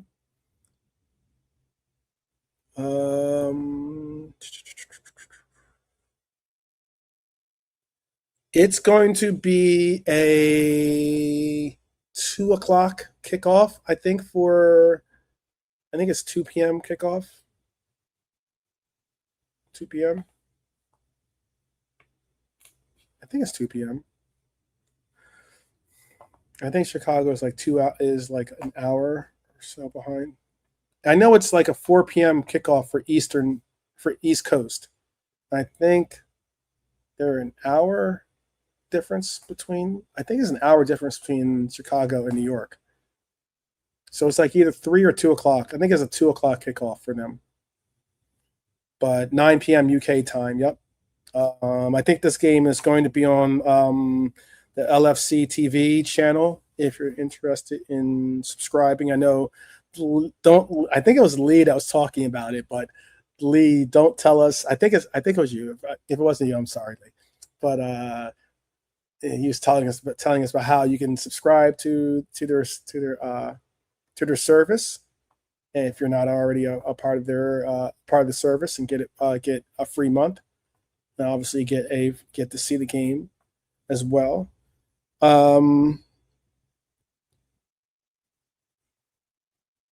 I'd like to see what happens. I think obviously the brightest star out of this whole. I think the brightest stars out of this, and I'm gonna say stars plural, have been two players that I see a real kinship with, and that is Trey Neone and Rio. I think that they're the two brightest stars from this training camp so far. Kumas is a shout. He has played well. I know that I think it was Charlie Adams. Is that who is the Wales? Who's the Wales? Maybe not Charlie Adams. Who's the Wales? Who's the Wales coach?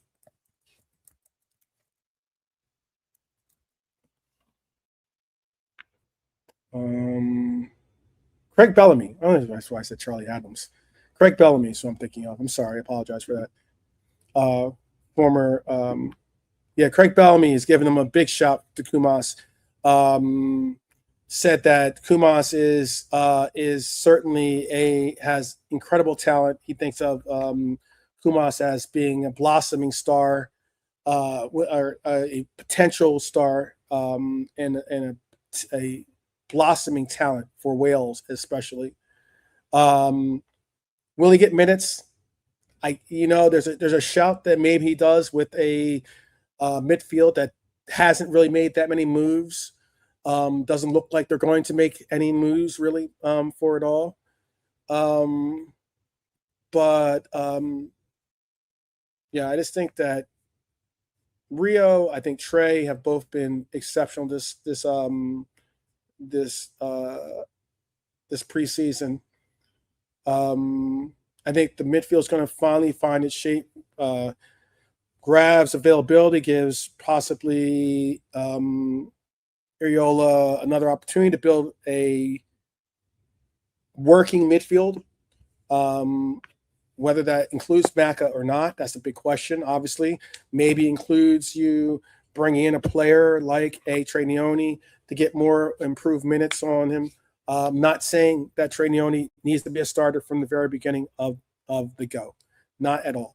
But what I am saying is I would like to see him get minutes, so he could develop into a player that you can rely on if that role were to be asked of him. Heck, I would even like us. I know people have been saying let either Trey or maybe Bashetic go on loan. One of the two possibly go on loan, if not both. I would like to keep both those players. I want to see Bashetic get a real opportunity in developing a relationship in a pivot with a Trainioni. I think that Trainioni and Bashetic in a pivot together, with the proper time and experience to grow together in playing as a unit in that pivot. I think it could be a fantastic future for us in a 4-2-3-1 with them as the pivot. But that requires Bashetic to be able to get back from his injuries. It's going to take, Trainioni really making an impression on this coach. So I'm hoping that all those things can occur. But yeah, and also, hey, outside shout for James McConnell. He remains an option. And he's a player that I think kind of regressed by going to Holland to play. But now he's back. I don't necessarily know if a loan does him any justice going forward. I think he's got to either make his real stay and play at Liverpool, or he needs to maybe be moved on from. I don't know if that sounds harsh, but I just think that I don't know if a loan for McConnell is necessarily the answer to some of the things that we're looking for. But it's going to be some questions being maybe remotely starting to form and shape as to what to expect when it comes to this new season. I think the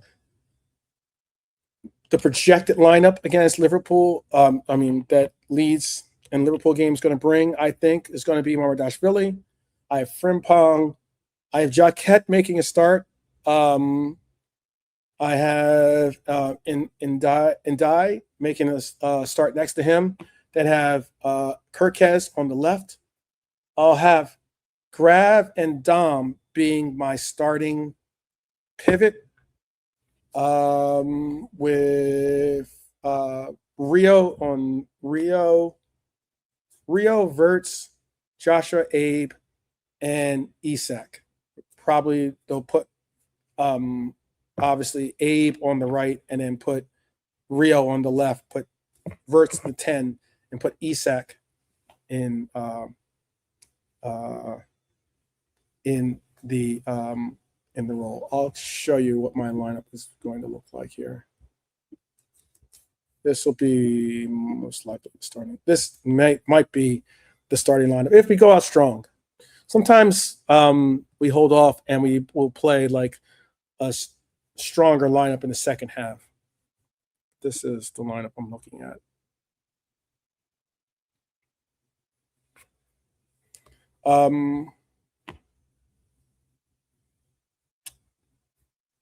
Ramsey might play too. Ramsey just might play. I don't know if he starts. If he starts, then obviously you would substitute Frimpong out for him. And maybe that's a more natural role. It depends. It really depends how the coach wants to do it.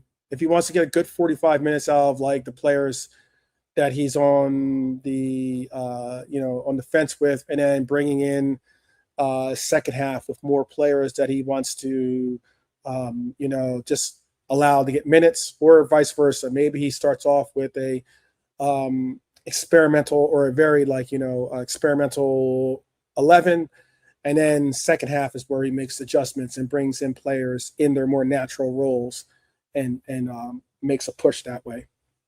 It could be interesting.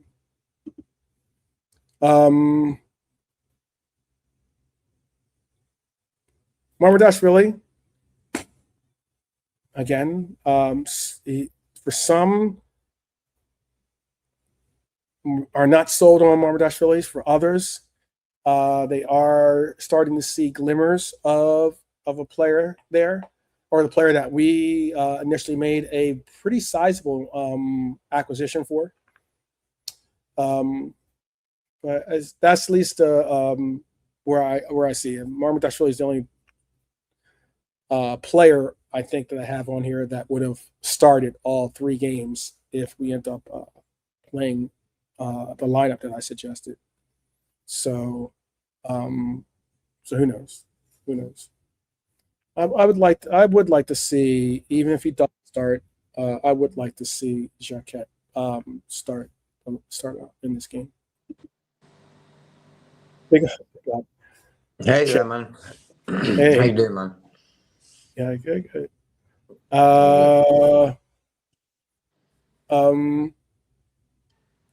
Just finishing up the show here a little bit, trying to get an idea as to what to expect from the lineup for tomorrow. What do you expect to see in this lineup tomorrow? Maybe a start for Jacquet. I'm not really sure. Iraola saying something about doubtful, as Norman says. Wirtz as well, Isak. Give them a bit of game time in the US. Would be good to see, because some fans can see them guys play. Because in the last game, not everyone, not the big names weren't involved. So just for the fans, Wirtz to get a run out, Isak as well for sure. And then maybe see that Frimpong gets a game where he's more involved, to see where our right back situation's at. Because Ramsey also involved. So half each for them two for sure. So you see how Ramsey gets on that sort of a bit more game time. And also Frimpong, bro, I think he needs to get his boots on now and really get his mind ready to start a season as right back. It was not really a great season for Frimpong last season, but yeah, because I don't think we're going to spend any money in that sort of area. So yeah, Frimpong and Ramsey to get game time equal halves. That'd be good to see as well. And bless up Lee Whiskered. How you cool, bro? Norman as well in the chat. Brian as well. Yep. AR second with you too.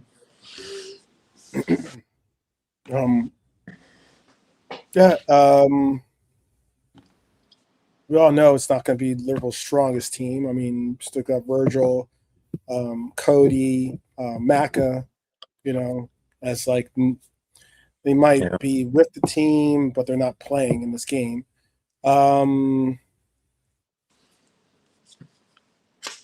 I know that this team has shown glimpses of what to expect, and that is aggressive fullbacks, athletic, if not aggressive as well, midfielders.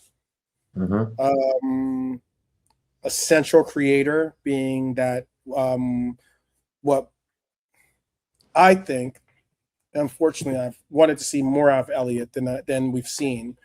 but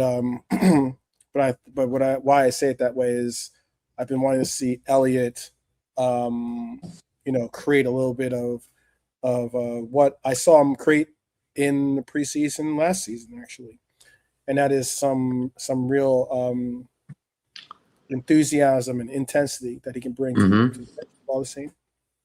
Yeah. We're going to see some flexible wingers. Obviously, we saw Rio start on the right. We'll probably see him start on the left, maybe this against Leeds. What partnership do you want to see? What partnership are you going to be watching the most? Are you going to be watching Wirtz, Isak? You're going to be watching maybe how Rav and Dom work out if they do start in the pivot or play together in the pivot. Are you going to watch maybe, I don't know, Kirkez and Frimpong, or how they interact off each other on the if they play together on the as fullbacks, or maybe it's Kirkez and Jacquet if they play together, or Frimpong and Ngumoha if he plays on the right side. Like what are these combos? What's the combo on the pitch that you're looking forward to? Like number one for me is Wirtz Isak. I think ever since that Tottenham goal, Isak got injured. I just want to see that combination again. Because that day we've seen it, and the next second he gets injured, just like you can't make it up. He scores a goal, and the next second it's over. You know what I mean? For a couple, well taken goal too. Very, very well taken. And it was just nice the way I was waiting since the day we signed Isak and Wirtz. I was waiting for that combination for them two to pass the ball to each other and score, and it happened, bro. And then that injury came. So for me, that combination there and the Frimpong Kirkez, which way are we going to use these fullbacks? I think game by game, step by step, Iraola is going to start working out the best formula for these players we've got, and I think we need to sort that right back situation out. Because, like, for me, Ramsey, good little player, don't get me wrong. Frimpong also a very good player, but last season wasn't really Frimpong. I weren't expecting that. I think Frimpong out of all the signings probably had the poorest season out of the lads. Kirkez, he was sound at the end. And Isak, got injured, but he scored. Wirtz sort of found his feet, got a little injury, and then wasn't really that great when he came back. So there's a few things in the squad that we can sort out to make us better anyway. So there's a lot of things that we can improve on from last season, because I think the manager never really got the best out of these guys, So yeah, man, I'm looking forward to next season with this manager. Yeah, should be sound. But for me, we need at least 4 signings. And also, if you heard the game the other night, McManaman was commentating, Stevie Nicol was talking as well, where there was like, we need 4 or 5 guys. So these guys are saying it, you know what I mean? So it was good to hear from McManaman. He said it a few times, like, look, we need 4 or 5 guys. And he's an Evertonian, so and he's saying still with the. I think he's still with the team, though. He still had. I mean, he's spoken on him being like he's still somehow like affiliated with the team. Yeah, my man, like as soon as you come, like David James, he comes on the Liverpool channel. I think if you work for the Liverpool channel, you're part of the club, aren't you? Yeah. Yeah.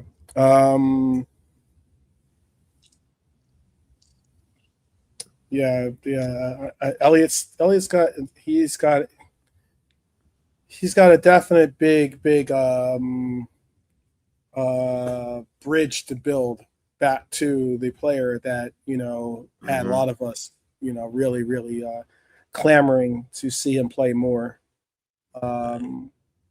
The last season definitely took a toll on him, I think, mentally. Yeah, for sure. Because like the way Brian's saying it there, I watched it the other day on Brian's channel. We watched the interview together and stuff, and it was a bit bad. I can understand his angle Elliott was coming at. He was like trying to say at Villa he was sweet, but at the same time he was saying he weren't great. So I understand he didn't really want to point the finger at Villa by being disrespectful to him.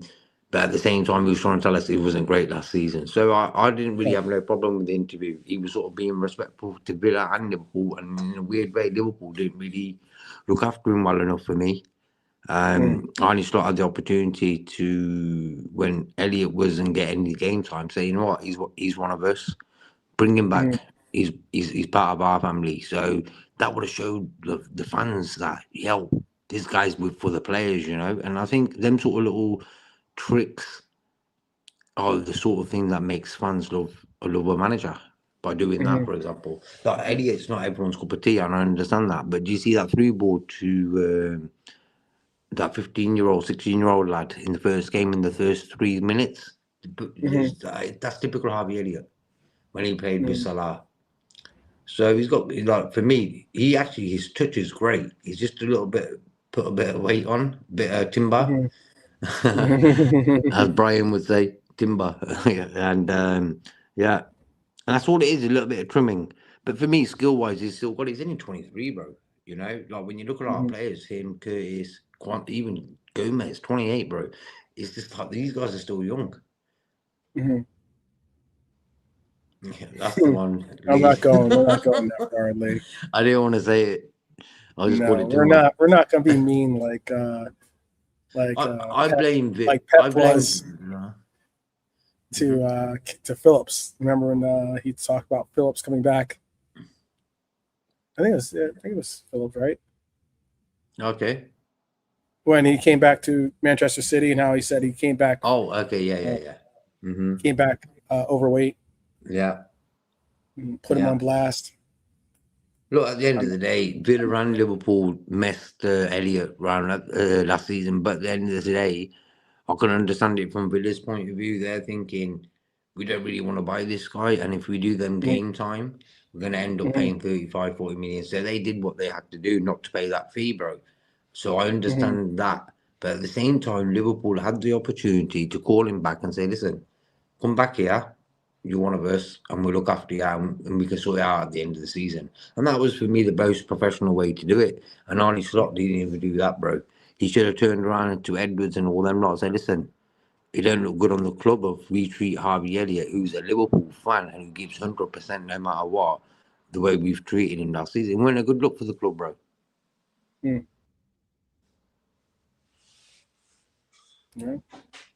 but we didn't.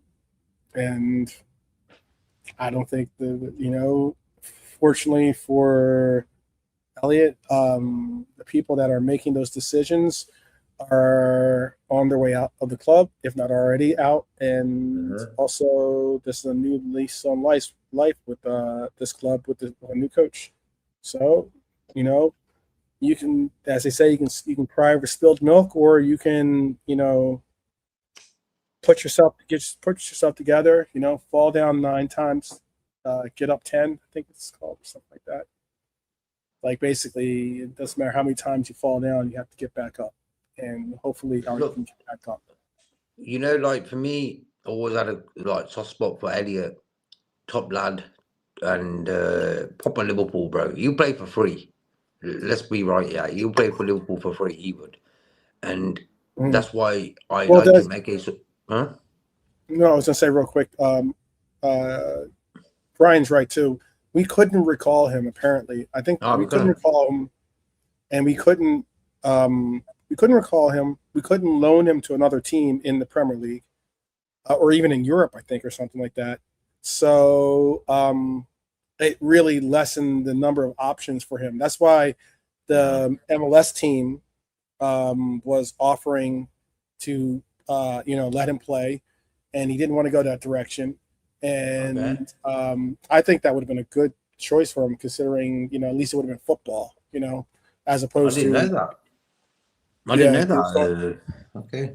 MLS was like one of the only leagues he could technically go to, because there's like a rule that because he'd played for Liverpool and because he had played for Villa, you can't play for like a third team in the league or something like that, or in Europe if you already played for 2 or on loan at least. There's some rule like that. Yeah, they paid the loan fee. He was their player. You couldn't recall him. Yeah, but All in all, it was just a little bit messy. You know what I mean? it was a messy. But I mean, he's got to blame. I wouldn't say. I don't want to go as far as to say he's got to blame himself, but he does have to put some responsibility on his agent, who rather than say to the team, "Look, no, we rather stay here and fight for a job here," or maybe go to a team like a RB, which was high on him, at the time, and maybe in his mind would have been a step back. It certainly would have been a step back from Liverpool, or from the makings of a Liverpool team, but it still would have been a team that's in the Champions League. That still would have been a team that does compete to some level in their own league, and it would be an opportunity for him to get minutes and actually maybe get a real run at the World Cup. But as in he chose elsewise, and it hampered his ability to make a strong case for him to be a part of the World Cup team, a strong case for him to even have a viable landing spot for next season, because now he's got to make all that ground up in a season where he's not guaranteed minutes. And also I feel maybe he can learn from this. And for me, I have no problem with him being at Liverpool. He's not on high wages like 200-300 grand. He's a proper pro, and I think last season, if we had him at Liverpool as an option, because what happened with Arne Slot, he did such a spring cleaning. It was like a summer, winter, and autumn cleaning. It was like he did the whole. Everyone left. Anything to do with Klopp, Kwanzaa, Harvey Elliott, all these type of guys who Klopp brought through, all left. So I think Harvey Elliott just got the bad card there, because at the end of the day, he wasn't given a chance at all. It was like Joe, so Kwanzaa as well. And I think Arnie Slot did a lot of damage in that way. Yeah, no, I mean Harvey Elliott I could see Harvey Elliott playing at at some of these other teams that might not necessarily be the level of Liverpool, certainly, but I mean like RB Leipzig, he could play at a. I could see him playing at Spurs, to be honest with you. Maybe at a Newcastle or a team of that level that needs good, solid midfield players that are going to be able to contend for a role in the team. There's no guaranteed roles for any standout lockdown player on those teams, especially now like how Newcastle's had this whole exodus of their talent, and how teams like maybe even a Crystal Palace or something like that, teams that have decent teams but aren't necessarily that next tier team. And he could be, as Brian's put it, be one of the main guys, be one of the main talents. Maybe even play like he could be like, I see Harvey Elliott have an opportunity to do something like Harvey Wilson, or Harry Wilson. I said Harvey Wilson. Harry Wilson. Because I'm thinking Harvey Elliott, but yeah, Harry Wilson did at Fulham, and that is re-engineer a career out of nothing almost, because a lot of people did not have Wilson. I think there are people that were making shouts for Wilson for us to go back in and bring Wilson back to Liverpool.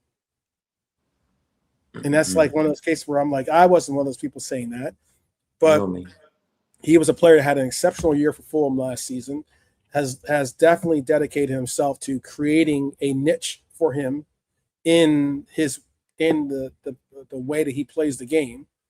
And I think that is something that Harvey Elliott could do. And if he's smart, if he could do it smartly, he could either create a niche for him here at Liverpool. Certainly, it's not saying it's impossible for him to do it, but he can almost assuredly do it at a team that's going to give him the time and patience to develop it. And I think that's some of those like mid-tier teams that need quality players that are willing to commit and give their all. But I just feel that no matter what team he goes to in the Premier League, he's going to be in the same situation he's going to be at Liverpool if he stayed on the bench. And maybe not enough game time, bro. Because, like, for me, he's a good player, but I just feel his fitness right now, he can't start for no one. If he loses that little bit of weight he's put on, and yeah, that could take 6 months, whatever. But at the end of the day, bro, he's going to get game time no matter where he goes. So hence why, for me, if he goes to Germany, he's a star from England, from Liverpool. Yep, let's play him. That's the difference. Yeah. Heck, he could go a lot of places. He could go to Italy. He could go to Italy, probably make himself a name. He could definitely go to Germany, like you suggested. I don't think he goes to Spain and makes a splash, but yeah, he could definitely go to Italy. He could definitely go to Germany, make a difference. But hey, I'm hoping he puts it together, hoping that he figures himself out, and I'm hoping he makes a difference for us here because there's a lot of space that needs to be properly, attended to, and space meaning there's a lot of ground that we need to make up in refortifying and creating a foundation of a team that's going to compete on all levels. I'm hoping he could help in one way or another. But real quick, what is your score prediction? I know what I'm going to predict. I'm going to predict a 0-0. That way, I'm just doing reverse psychology on myself. I picked like 5-0 last time. I didn't know they were going to bring out such a weak lineup against Wrexham, but it is preseason. Still win. 2-1. So for me, I'll go 4-2 Liverpool. Okay, good score. Yeah, I like it. And Leeds have got Harry Wilson on the free, didn't they? So yeah, so you probably play tomorrow, maybe. Yeah, possibly.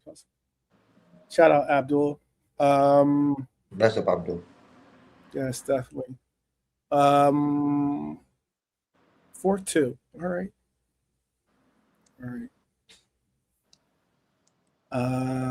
We need it. I want to definitely. I just want to humble Leeds a little bit.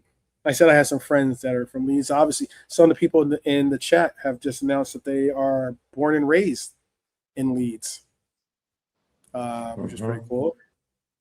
I think AR said he was born and raised in Leeds. Yeah, he was. Yeah. But yeah, we need to bounce back.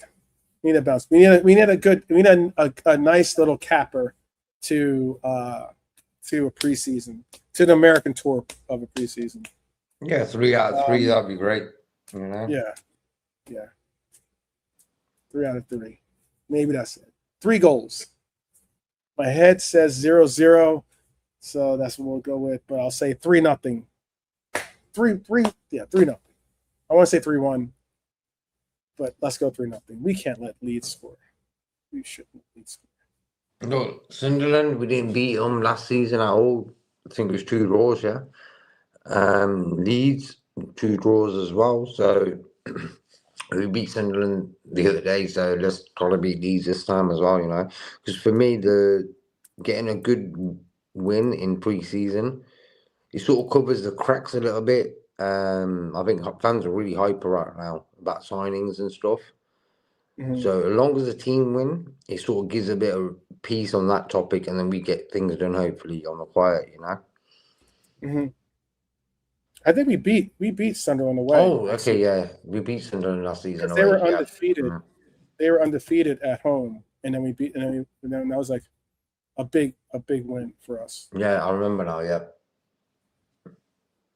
Nice one, Lee. But they, I think, didn't they either beat us or they drew against us. That they drew against us, I think. Yeah, yeah. Yeah. But we ended up beating them a decisive 1-0 victory at Sunderland. Who scored that day? McAllister, was it? If anyone knows. In that Sunderland game where we won 1-0, who scored that goal? Quiz. That's a quiz. I'm trying to think. I think it was McAllister off the top of my head. Let's see.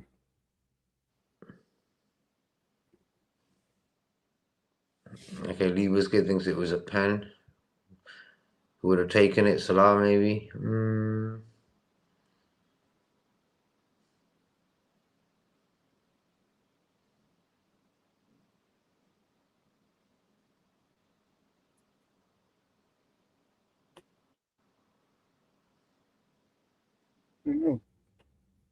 I do know that we have Okay.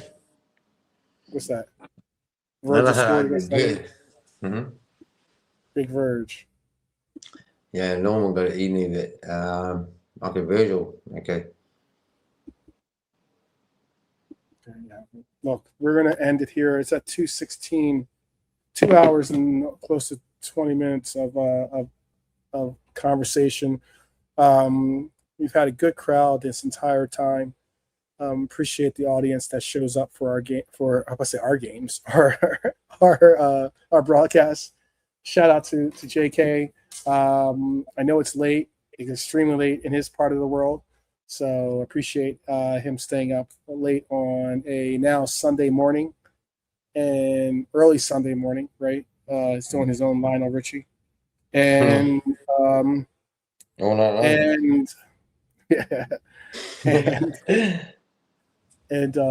we will be back tomorrow. We'll probably start the show an hour and a half before kickoff. So because I have a couple of segments to talk about as well. So yeah, we'll see and get that all rocking and rolling. But people, JK, do you want to say anything to the people before we bounce? Yeah, best up to everyone in the chat. Nice one for coming in. Press the like button if it's cool, if you can. And yeah, we like Red's roll call tomorrow. I'll check you guys then. Rock and roll.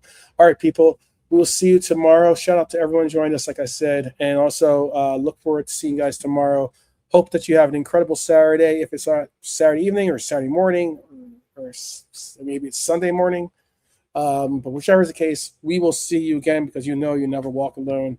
So we will see you tomorrow. And until then, up the Reds each and every time. I'll see you.